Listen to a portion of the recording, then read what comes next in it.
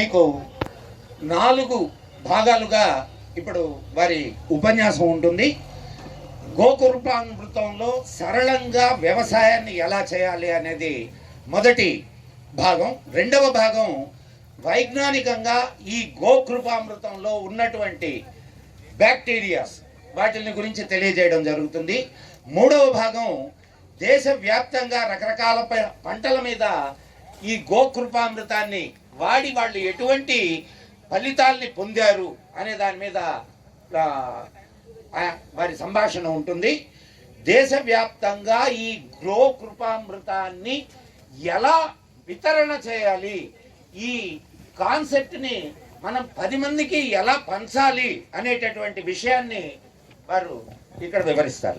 భూమికి ఎలా పంపిణీ చేయాలి, కీటకాల్ని ఎలా నియంత్రించాలి, ప్రధానమైనటువంటి సమస్యలు ఇవే రైతుకు ఉండేవి. అంతేకాకుండా అత్యవసరమైనటువంటి పరిస్థితుల్లో అంటే విపత్కర పరిస్థితుల్లో ఈ గోకృపామృతాన్ని ఎలా వాడాలి అనేటటువంటి 5 చరణాల్లో ఈ విషయం తెలుపబడుతుంది. जैसे आपको यहाँ पे जब 200 लीटर पानी के ड्रम में डालनी है, ड्रम एकदम साफ सफा होना चाहिए, उसके अंदर ऑयल नहीं होना चाहिए, उसके अंदर केमिकल नहीं होना चाहिए। साफ पानी आपके बोरवेल का या कुछ भी चलेगा, वो पानी के अंदर ये 1 लीटर गौकृपामृतम डाल देना है। फिर उसके अंदर 2 लीटर देशी गाय की छाछ डालनी है। उसके अंदर 2 किलो गुड़ का पानी बना के डालना है और 1 मिनट हर रोज हिलाना है। हर 1 हफ्ते के अंदर वो 1 लीटर का 200 लीटर बन जाएगा। మీకు ఈ కార్యక్రమం అంతంలో ఒక గోకృపామృతం 1 లీటర్ బాటిల్ మీకు ఇవ్వబడుతుంది. ఈ 1 లీటర్ బాటిల్ని మీరు ఎలా తయారు చేసుకోవాలి అని అంటే, ఇది ఈ 1 లీటర్ బాటిల్ మీకు ఇవ్వబడుతుంది. దాన్ని ఒక డ్రమ్ములో 200 లీటర్స్ 200 లీటర్ల డ్రమ్ములో పరిశుద్ధమైనటువంటి డ్రమ్ము, మీరు ఏ వెజల్ అయితే తీసుకుంటారో చాలా పరిశుద్ధంగా ఉండాలి. దాంట్లో నూనె గీనె ఇదంతా లేకుండా జాగ్రత్తగా కడిగి దాంట్లో 200 లీటర్ల నీళ్లను పోసి దాంట్లో ఈ 1 లీటరు గోకృపామృతాన్ని కలపండి.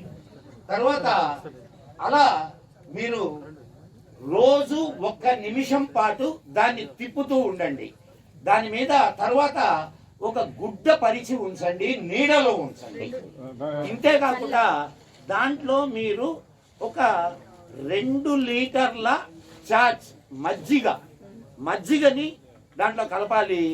2 కేజీల బెల్లాన్ని నీళ్లలో కలిపి మీరు ఈ 200 లీటర్లలో ఏ ద్రావణాన్ని అయితే మనం తయారు చేస్తున్నామో దాంట్లో కలపాలి.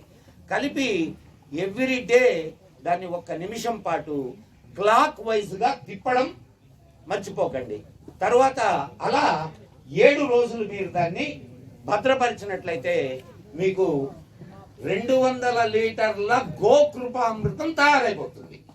మొట్టమొదట 1 లీటర్ పాలు చేమిరి వేసి కాచి చేమిరి వేసి అంటే పెరుగు చేసి దాన్ని చిలికిన తర్వాత వెన్న తీసినదే మజ్జిగ 1 లీటర్ నీళ్లు కలిపి చిలికిన తర్వాత వెన్నను తీసి మీరు తినండి.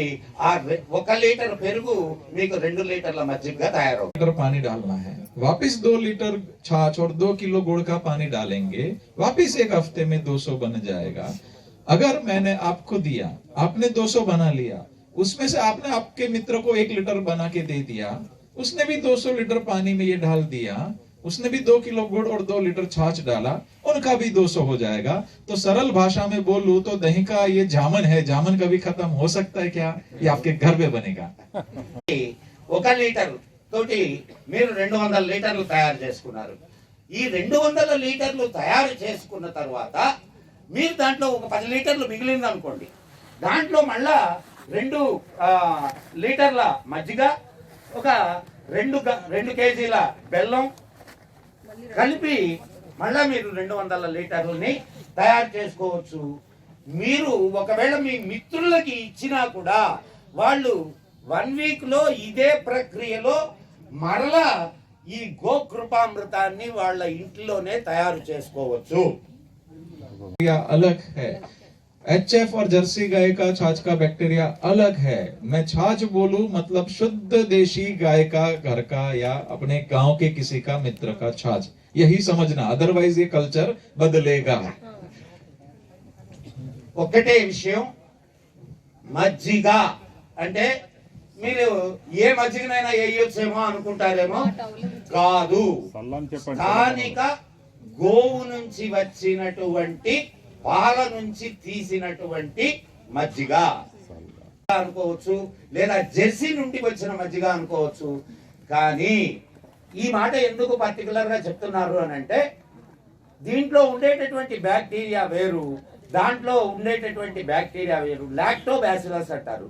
ఈ లాక్టోబాసిలస్ ఈ మన దేశీ గోవులో ఉన్నటువంటి బ్యాక్టీరియా వేరు, ఆ బర్రెల్లో ఉండేటటువంటి, బర్రెల మజ్జిగలో ఉండేటటువంటి బ్యాక్టీరియా వేరు. అండ్ జెర్సీ ఆవులు ఆఫ్ కోర్స్ అది ఇంకా మేము పూతన అని పిలుస్తాం జెర్సీ ఆవుని. सुगंध अलग अलग आ सकती है, पहले हरा हो सकता है, डार्क काला हो सकता है, गुण बदलता नहीं है. छोटे कीड़े पड़ेंगे हल्का तो उसको भी छान के खेत में डाल देना है. परिणाम नहीं मिले तभी फोन करना है, बाकी कोई चिंता का विषय नहीं है. ये खराब नहीं होता है आपके घर पे. उसको सूती कपड़ा के नीचे, कोई पेड़ के नीचे ढक के रखना है, या आपके कोई एक रूम है छोटा, उसके अंदर संभाल के मदर कल्चर के हिसाब से एक छोटा सा ड्रम अलग से भी आप संभाल के रख सकते. मतलब सबसे बड़ी बात इसमें ये है कि कोई भी चीज आपको, देखिए कुछ चीज हफ्ते में उपयोग करना पड़ेगा, बाद में उसमें पैथोजेंस तैयार होते हैं, कुछ चीज को अलग प्रक्रिया में होता है.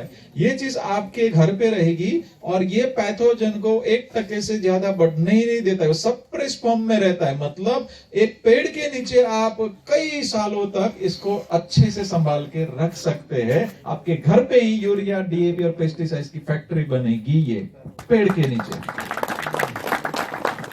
ఈ గోకృపామృతం ఏదైతే ఉందో అది మీరు నీడలో కానీ, చెట్టు నీడలో కానీ, లేదా మీ ఇంట్లో కానీ ఒక గుడ్డ కప్పి ఉంచండి. మీరు తయారు చేసుకున్నటువంటి గోకృపామృతం పైన అది ఎన్ని సంవత్సరాలైనా ఉంటుంది. రంగు మారవచ్చు, ఒకవేళ పసుపచ్చగా తయారు కావచ్చు, లేదా నల్లగా తయారు కావచ్చు, కానీ దానిలో ఉండేటటువంటి గుణాలు మాత్రం మారవు.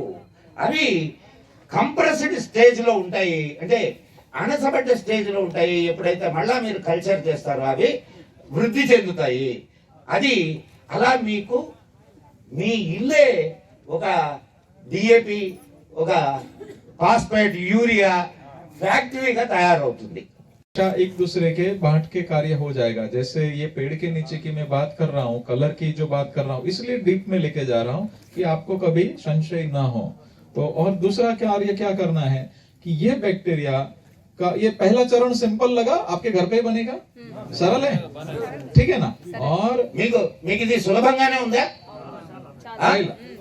आपके घर पे मल्टीपल होगा. तो ये जो बैक्टीरिया है उसको अगर आपको हिलाना नहीं है, हर रोज लेबर प्रॉब्लम है, तो मछली घर का जो पंप लगता है 200-300 रुपए का, वो अंदर लगा दिया, वो 7 दिन की जगह पे 5 दिन में तैयार हो जाएगा. लेबर भी कम लगेगा और अच्छा गुणवत्ता और बनेगा.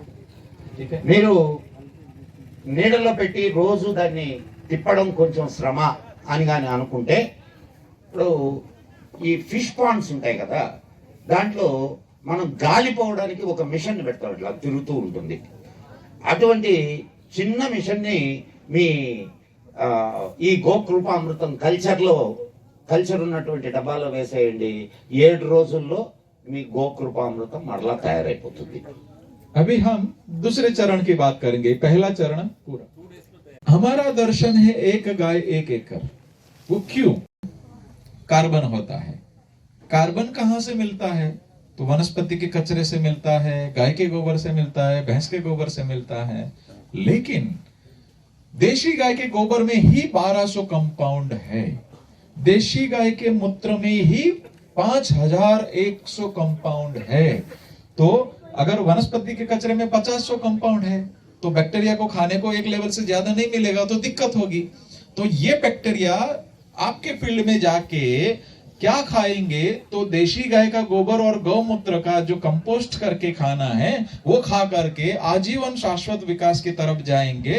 अदरवाइज क्या होगा, बैक्टीरिया आपने डाला, परिणाम मिलेगा, जादू के जैसे दिखेगा कि यस मिल रहा है, पर लंबा नहीं टिकेगा।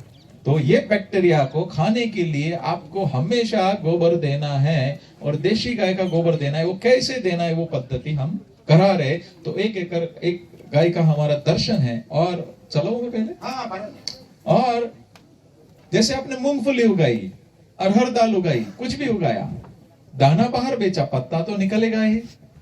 नॉन प्रोडक्टिव गाय है, नंदी है, तो 1 एकड़ में कम से कम 2-3 गाय का पत्ता निकलता है कि नहीं, निंदाई से लेके सभी, ठीक है। पत्ता गाय ने खाया, दाना बाहर बेचा, गोबर गौमूत्र निकला, वही बैक्टीरिया से कंपोस्ट करके खेत में डाला, खर्चा क्या रहा, कुछ नहीं, कम, बहुत कम खर्चे में ये पैटर्न चलेगा। वो कैसे करना, जैसे एक गाय 4 टन गोबर देती है, छोटी गाय है तो 2 टन देगी, 8000 लीटर गौमूत्र देगी, ठीक है, और छोटी है तो 4000 लीटर देगी। तो करना क्या है, 2 फीट ऊंचा 2 फीट चौड़ा लंबा लाइन कर देना। तो बीच में कट कर लूं कि नहीं? कंटिन्यू। तो 2 फीट ऊंचा 2 फीट चौड़ा लंबा लाइन करना है खाद का, कोई पेड़ के नीचे, धूप नहीं लगना चाहिए, पेड़ के नीचे चलेगा, कोई गड्ढा नहीं करना है, नथिंग। ऊपर ग्रीन नेट करेंगे तो भी चलेगा, पेड़ के नीचे करेंगे तो भी चलेगा। तो ये 2 फीट ऊंचा 2 फीट चौड़ा ये खाद कर देना है। उसके अंदर 30 लीटर ये बैक्टीरिया छोड़ देना है, ऊपर 30-40 लीटर छिड़क देना है और उसको गिला रखना है। तो 30 से 60 दिन के अंदर वर्मी कंपोस्ट से भी अच्छा सुपाच्य स्वरूप में खाद बन जाएगा। तो कोल्ड प्रोसेस में होगा। जब हम बड़ा गोबर का ढेर करते हैं उसके अंदर गर्मी होता है ना, तो गर्म होगा तो दूध हम जैसे ही गर्म करते हैं विटामिन B12 से लेके 50% कंपाउंड उड़ जाता है। पास्चराइज करेंगे बहुत सारा चीज चला जाता है। तो हाइजीन के नाम पे हमने अच्छी क्वालिटी वाली चीज हमारी लाइफ से निकाल दी है। तो तंदुरुस्त गाय का कच्चा दूध ही पीना चाहिए। वैसे ही गोबर के अंदर विटामिन B12 से लेके 1200 कंपाउंड है, गौमूत्र के अंदर है। तो वो हीट जनरेट होगा तो बहुत बड़े प्रमाण में वो कार्बन लॉस होगा और कंपाउंड का लॉस होगा। तो ये ठंडी प्रोसेस में जब खाद पकेगा तो सुपाच्य स्वरूप में काफी कंपाउंड उसके अंदर मेंटेन रहेंगे। वो जब खेत में डालना है तो कैसे डालना है, तो बारिश के पहले ही डालना है, धूप में खाद नहीं डालना है। एरंडा लगाया, कैस्टर लगाया तो वही लाइन में खाद डालना है, पूरे खेत में मत छिड़को। बनाना लगाया तो बनाना की लाइन में ही लगाओ। तो वो बैक्टीरिया और खाद वहीं पे एक्टिवली काम करेंगे। तो एक गाय 1 एकड़, तो हमेशा क्या होगा, बैक्टीरिया को हर साल 4 टन गोबर मिलता गया तो शाश्वत विकास दिन ब दिन आपके अच्छा होगा, आपके बच्चे के पास उससे और अच्छा भूमि होगा, उसके बच्चे के पास और अच्छा भूमि होगा। तो ये शाश्वत विकास की बातें है। ये दूसरे चरण में गाय का गोबर बहुत ही कम खर्चे में आपके घर पे ही प्रोड्यूस होगा। మనం ఇంతకుముందు కూడా తెలుసుకున్నాం, 1 గ్రాము ఆవు పేడలో, దేశీ ఆవు పేడలో 100 కోట్ల నుంచి 4000 కోట్ల వరకు సూక్ష్మ క్రిములు ఉంటాయి. 100 కోట్ల నుంచి 4000 కోట్ల వరకు బ్యాక్టీరియా ఉంటుంది. ఇప్పుడు భూమిలో ఉండేటటువంటి అనేక సూక్ష్మ క్రిములకు ఆహారం ఏమిటాయనంటే ఈ గోమయమే.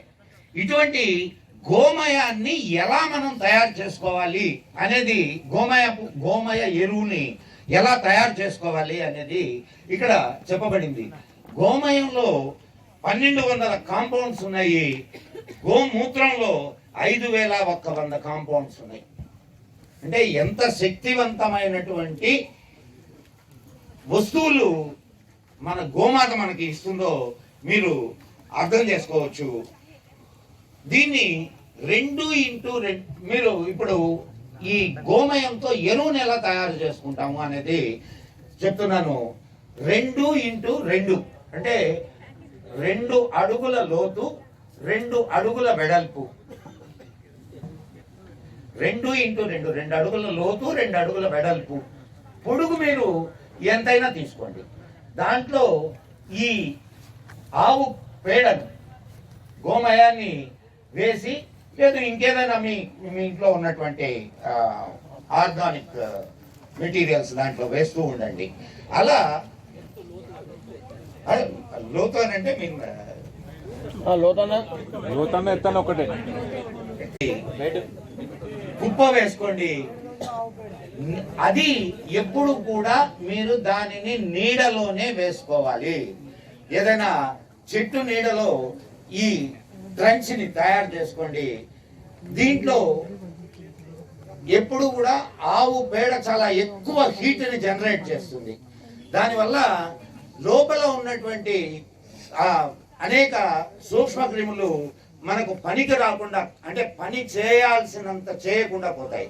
కాబట్టి ఎప్పుడు కూల్ ప్రాసెస్ లో, అంటే చల్లటి ప్రాసెస్ లోనే ఈ విధానాన్ని మనం అనుసరించాలి. దీంట్లో మీరు ఒక 30 లీటర్ల గోకృపామృతాన్ని చల్లి మధ్యలో మీరు దానికి గుంటలు పెట్టండి. గుంటలు పెట్టడం వల్ల లోపల ఏరేషన్ ఉంటుంది, చల్లగా ఉంటుంది. గోమయం అద్భుతమైనటువంటి ఎరువుగా మీకు తయారవుతుంది. ఎప్పుడైనా సరే వర్షాలు పడ్డప్పుడు మాత్రమే మీరు ఎరువుల్ని వాడితే అత్యద్భుతమైనటువంటి ఫలితాల్ని ఇస్తుంది అని. डालना कुछ भी जरूरत नहीं है. आपके खेत में ड्रिप इरिगेशन है, वेंचुरी लगा दो, इजीली ड्रिप में चला जाता है.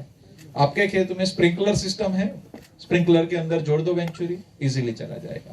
आपके खेत में फ्लड इरिगेशन है, ये दोरिये में लगा दो, चकली खोल दो, टैंक का पानी के साथ बह जाएगा. तो यूजर फ्रेंडली है, इसको कोई दिक्कत नहीं है, आप सरलता से करेंगे. हाँ, एक चीज है जो मैंने पहले बताया कि 2 महीना 6 महीना 2 साल पुराना उपयोग करो, कोई फर्क नहीं पड़ता है. बट वो बैक्टीरिया का भोजन हर 1.5 महीने में गोबर और थोड़ा छाछ और गुड़ हर 1.5 महीने में 1.5-2 किलो देना है. वो मैं मिस कर गया था, तो उसको भोजन मिल गया तो वो आपके घर पे मल्टीपल हो गया. कभी बारिश की खेती है, आपके पास संभालना है 4 महीना, तो क्या होएगा, थोड़ा गुड़ और छाछ अंदर डाल दो तो उसको भोजन मिला तो वो घर पे मल्टीपल होगा.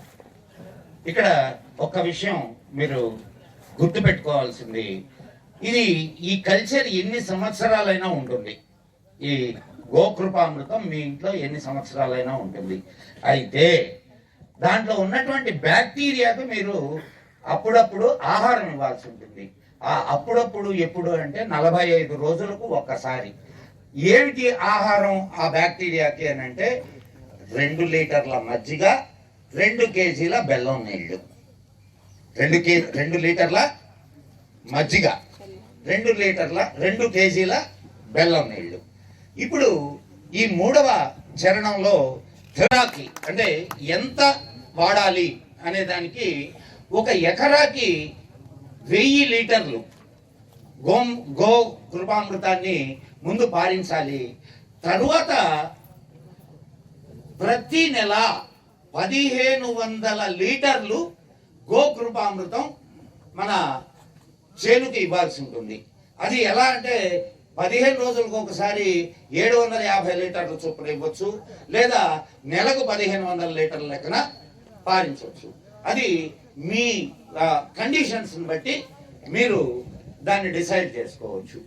చాలా త్వరగా ఇలా చేయడం వల్ల భూమి చాలా త్వరగా గుల్లబారుతుంది. वही सबसे श्रेष्ठ स्थिति आयुर्वेद में भी मनुष्य के लिए वही बोला है. तो ये जो बैक्टीरिया आपके फील्ड में तैयार हुआ है, उसके अंदर से 2 से 3 लीटर बैक्टीरिया लेना है, 12 से 13 लीटर पानी लेना है पंप में.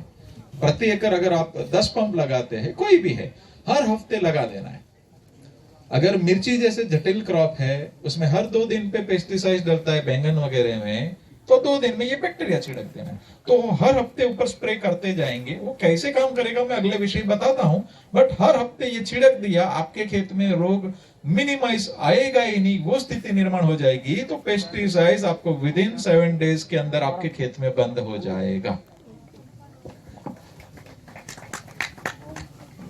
రోగాలు రాకుండానే ఉండవు. రోగాలు వస్తాయి కాబట్టే ఆయుర్వేదం ఏర్పడింది. అలాగే చెట్లకి కూడా రోగాలు వస్తే ఏం చేయాలి?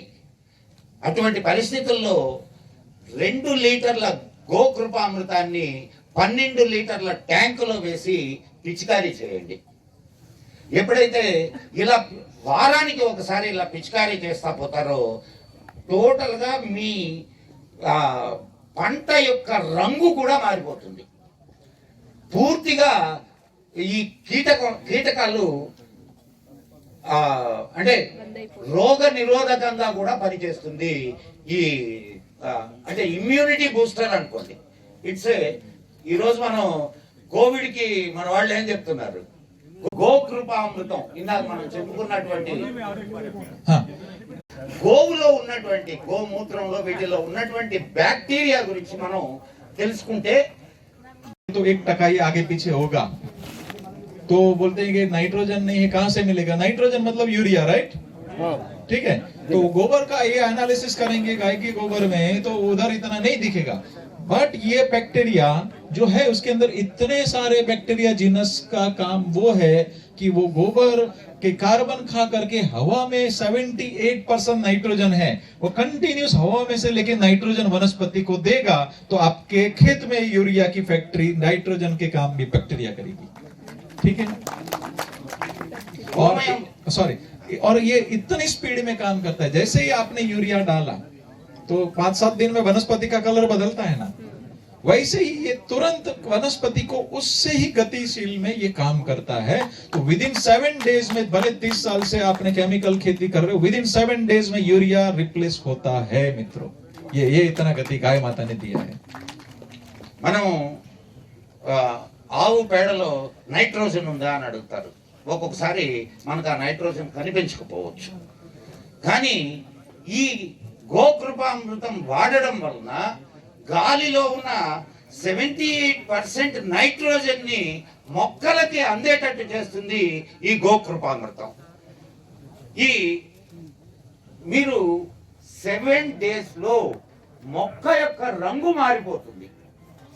మీరు జాగ్రత్తగా గాని చూస్తే फॉस्फोरस मतलब डीएपी वो सुपाच्य स्वरूप में पौधे को दे देगा, मतलब डीएपी का खर्चा भी आपका हफ्ते के अंदर लगभग बंद हो जाएगा।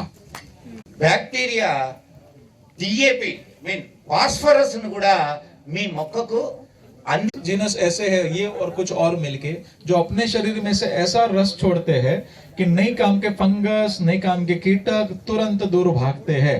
तो देश का खर्चा कितना है पता है? हर साल का पेस्टिसाइड्स का इंपोर्ट है लगभग 7 लाख करोड़ एवरी ईयर, वो इसके द्वारा जीरो हो सकता है मित्रों, जीरो। और मैं ये कहता हूं कि यूरिया का इंपोर्ट का खर्च 3 लाख करोड़ से ज्यादा है। यहाँ के प्रोड्यूसर्स अलग, टोटल 14 to 15 लाख, 14 से 15 लाख करोड़ किसान के और सरकार की जेब में से कंपनियों की जेब में जा रहा है। वो ये गाय माता जीरो कर सकती है और हमें करना है और होगा। बैक्टीरिया जीनस भी इसके अंदर समझ लीजिए, जियो बैक्टीरिया जीनस भी इसके अंदर है, जिसका काम क्या पता है कि गोबर के अंदर 1200 कंपाउंड है, माइक्रो न्यूट्रिशन है, मिनरल्स है, उसको सुपाच्य स्वरूप में पौधे को देना। तो जैसे आपको आयोडीन नमक चाहिए तो नमक के आयोडीन कितना चाहिए, तो 100 की नोक बराबर भी नहीं चाहिए, बट चाहिए, तो वो दूसरी जगह से भी मिलता है, वो एक अलग विषय है। पर हर एक पौधे को जिंक चाहिए, कोबाल्ट चाहिए, मैंगनीज चाहिए, माइक्रो न्यूट्रिशन चाहिए, वो गोबर और गौमूत्र में है मित्रों। और वो बैक्टीरिया उसको सुपाच्य स्वरूप में दे दिया तो पौधे की इम्यूनिटी हो जाएगी, पौधे की रोग प्रतिकारक शक्ति हो जाएगी, उसको माइक्रो न्यूट्रिशन मिला, वो परफॉर्म करेंगे, बड़े होंगे, क्वालिटीज देंगे। तो वो कैसे होंगे वो रिजल्ट में आगे बताता हूं, बट ये इतने सारे मल्टीपल काम करने वाली चीज है। ఇక్కడ క్రింద ఇచ్చినటువంటి బ్యాక్టీరియా ఏదైతే ఉందో ఇవి మొక్కకి శక్తినిస్తాయి. మొక్కకి ఆ మొక్కలో ఉన్నటువంటి రోగ నిరోధక శక్తిని పెంచడం ద్వారా మొక్క ఏపుగా పెరుగుతుంది, మంచి ఫలాల్ని, మంచి ఫలితాన్ని మనకి అందిస్తుంది. 20 बाय 20 स्क्वायर फीट में ही डालिए, एक ही भूमि है, एक ही बीज है, अनुभव करिए, आंख बंद करके। मेरे जैसे बहुत लोग आपके सामने आए होंगे, ठीक है, लेकिन ये चीज को महसूस करो और अच्छा लगे फिर मल्टीपल करो, अच्छा लगे तो और लोगों को बांटना है। आंख बंद करके मत करो, आप खुद ऑब्जर्व करो आपकी जमीन को, आपके पौधे को। जो मैं बोल रहा हूं वो जमीन के ऊपर दिखता है क्या? पर जो ये कहता हूं उसको न्याय पूरा देना है। न्याय का मतलब क्या है कि 2 थैली यूरिया आपको रेकमेंड किया गया है, तो कभी आप एक डालते हैं क्या? नहीं ना, कभी 3 डाल देंगे, ठीक है। तो मैं जितना गोबर बोला उतना गोबर नीचे जाना चाहिए, जो बोला इतना बैक्टीरिया नीचे जाना चाहिए, ऊपर जाना चाहिए, भले छोटा करिए बट प्रैक्टिकली पूरा न्याय देके करना, वही हमारा विनती है। మిత్రులారా, ఇప్పటి వరకు మేము చెప్పింది ఏదైతే ఉందో దాన్ని గుడ్డిగా మీరు నమ్మి ఫాలో కావాల్సినటువంటి అవసరం లేదు. మొట్టమొదట మీకున్నటువంటి పొలంలో కొంత భాగంలో ఈ ప్రయోగాన్ని చేసి చూడండి. మీకు మంచి రిజల్ట్స్ వస్తే తక్కినటువంటి పొలాన్ని కూడా ఇదే విధానంలో సాగు చేయండి, 10 మందికి చెప్పండి. అంతేగాని మీరు గుడ్డిగా నాలాగా ఎంతో మంది ఇక్కడికి వస్తూ ఉండొచ్చు, మీకు అనేక రకాల విధానాలు చెప్తూ కూడా ఉండొచ్చు, కానీ మీరు you are the ultimate judge. మీరు దీని మీద ఒక్క చిన్న స్థలంలో దీని మీద పరిశోధన చేసి మీ పొలంలో ఉన్నటువంటి ఒక చిన్న ఏరియాని దీనికోసం కేటాయించి దాంట్లో మీరు ఈ ప్రయోగాన్ని చేసి చూడండి. అద్భుతమైన ఫలితాలు మీకు ప్రసరించి మనల్ని కూడా, అంటే మనం పండించే పంటను తిని వాళ్ళు ఎప్పుడో చావచ్చు, కానీ పండిస్తూ మనం ముందు చూస్తాం. ఇది మనం గ్రహించాల్సినటువంటి మొట్టమొదటి విషయం. ఇంకొక వారు చెప్పలేదు కానీ ఇక్కడ నేను పడుతున్నారు, ఇవన్నీ మనం పేపర్లలో చూస్తున్నాం. కానీ నిజంగా సైంటిఫిక్ గా ఆలోచిస్తే, ఎక్స్క్యూజ్ మీ సార్, సైంటిఫిక్ గా ఆలోచిస్తే సూయిసైడ్ అనేది ఒక సైకలాజికల్ డిజార్డర్ అని సైకాలజిస్టులు అందరూ చెప్తారు. ఈ సైకలాజికల్ డిజార్డర్ ఎట్లా ఏర్పడుతుంది అని అంటే, అసలు థాట్ అంటే ఏమిటి, ఆలోచన అంటే ఏమిటి, బ్రెయిన్ లో ఒక కెమికల్ రియాక్షన్ బ్రెయిన్ లో జరుగుతుంది, దాన్ని డోపమైన్ అంటారు. ఈ కెమికల్ రియాక్షన్ వల్ల మ్యాలిఫిక్ థాట్స్ వస్తాయి, అంటే చచ్చిపోవాలా లేకపోతే చంపాలా, ఇటువంటి థాట్స్.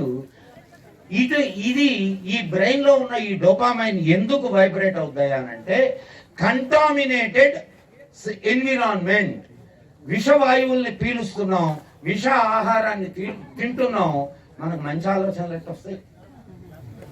కాబట్టి మనకు మంచి చేసే వాటిని మనం చంపేస్తున్నాం, మనం అవసరం లేని వాటిని కూడా చంపుతున్నాం.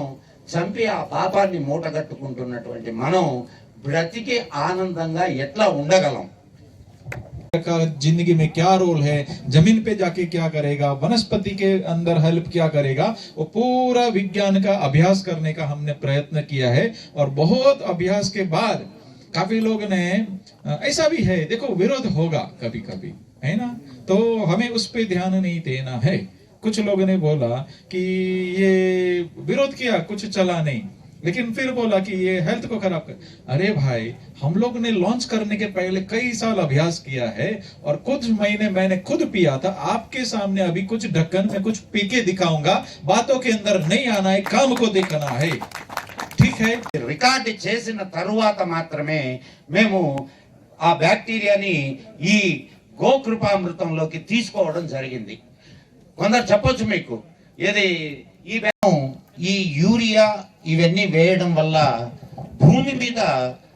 భూమి గట్టి పడుతుంది, దానివల్ల నీళ్లు భూమిలోకి ఇంకవు.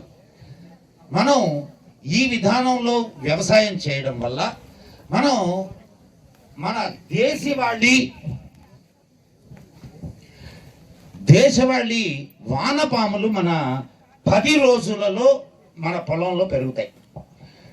ఇవి పెరగడం వల్ల ఉన్నటువంటి ఆదాయం ఏమిటి అంటే, దేశవాళీ వానపాములు 4 రకాలు ఉన్నాయి మనకి. ఆఫ్ కోర్స్ ఇంకొక 2 రకాలు కూడా ఈ మధ్యన ఐడెంటిఫై చేశారు. ఇప్పుడు మనం ఏదైతే వర్మికల్చర్ అని చెప్పి విదేశాల నుంచి తెచ్చుకుంటున్నటువంటి ఈ వానపాముల రకాలు ఉన్నాయో, దానంత డేంజర్ ఇంకొకటి లేదు. కానీ మన నేటివ్ వానపాములు ఇవి 15 అడుగుల లోపలికి వెళ్ళి అక్కడ ఉన్నటువంటి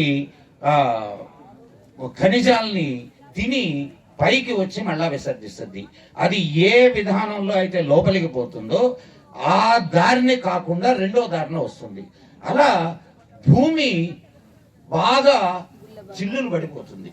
దీనివల్ల ఏమవుతుందంటే బాగా గుల్లబారుతుంది. ఇలా గుల్లబారడం వల్ల నీళ్లు లోపలికి ఇంకి మన భూమి చాలా సారవంతంగా తయారవుతుంది.